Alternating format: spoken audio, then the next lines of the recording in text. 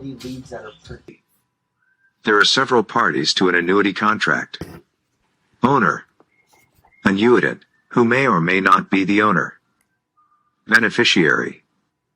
Annuity owner. Annuity owners have all the rights and responsibilities of contract ownership. During the accumulation stage, a deferred annuity contract owner has the right to decide on the annuitization date. Choose or change the annuity payment settlement option before the annuitization date. Name and change the annuitant and the beneficiary. Partially or fully surrender the contract. Assign the contract. Annuitant. The annuitant is the person upon whose life the annuity payment amount and duration are based when the contract is annuitized. The annuitant and the owner are usually the same person. However, an owner can choose anyone as the annuitant. The only restriction is that the annuitant must be a natural person. The owner may name two people as joint annuitants.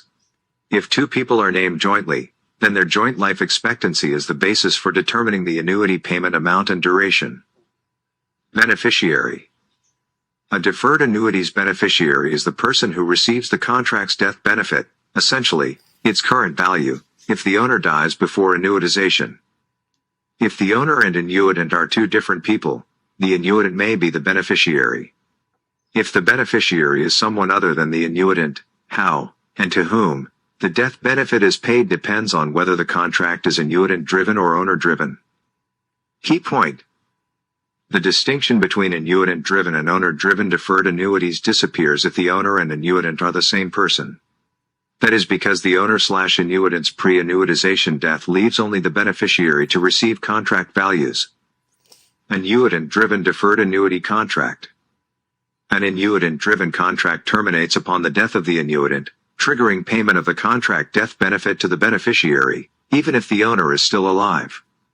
The beneficiary may annuitize the contract then or retain it for later annuitization. Annuitant-driven contracts are suitable for owners who want to make sure the beneficiary receives the contract death benefit in the event of the annuitant's pre-annuitization death, even if the owner is still alive.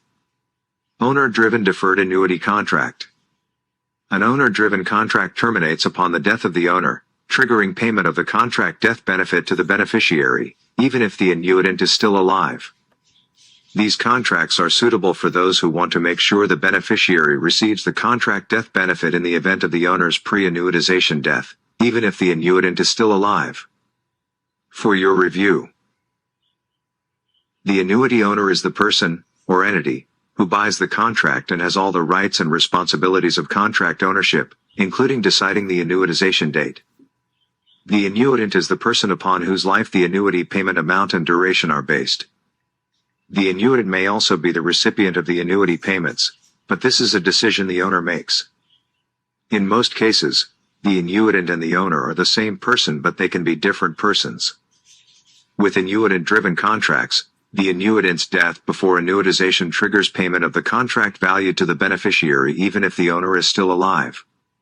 With owner-driven contracts, the owner's death before annuitization triggers payment of the contract death benefit to the beneficiary, even if the designated annuitant is still alive.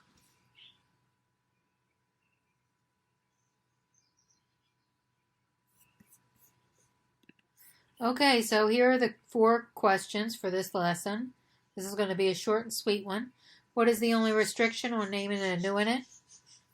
The annuitant must be a natural person. George purchased an annuity that will provide his wife Anna with monthly income for as long as she lives. In this scenario, what is Anna called? I'm guessing the beneficiary. All the following statements regarding deferred annuity beneficiaries are correct, except there is one thing wrong here. The distinction between annuitant-driven and owner-driven disappears if the owner and annuitant are the same person. With annuitant-driven contracts, the annuitant's death before annuitization triggers payment of the contract value to the beneficiary even if the owner is still alive. With an annuitant-driven contract, the beneficiary must annuitize the contract immediately if the annuitant dies before the annuitization.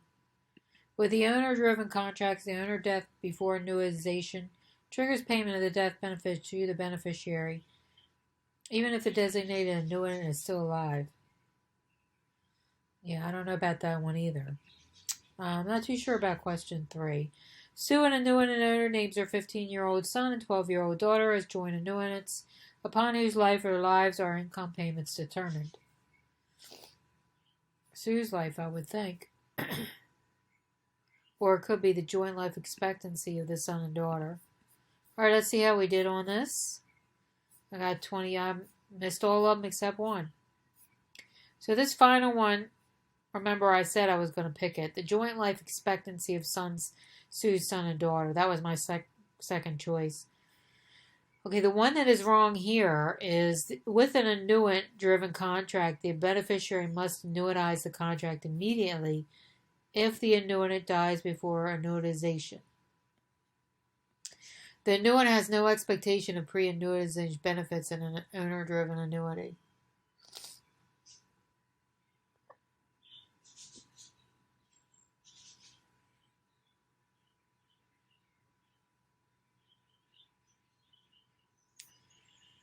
George purchased an annuity that will provide for his wife. Anna is called the annuitant, not the beneficiary.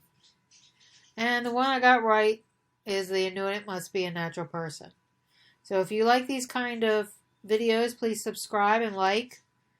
And anyway, the next one will be immediate versus deferred annuities if you're following along. I'll see you all in the next video.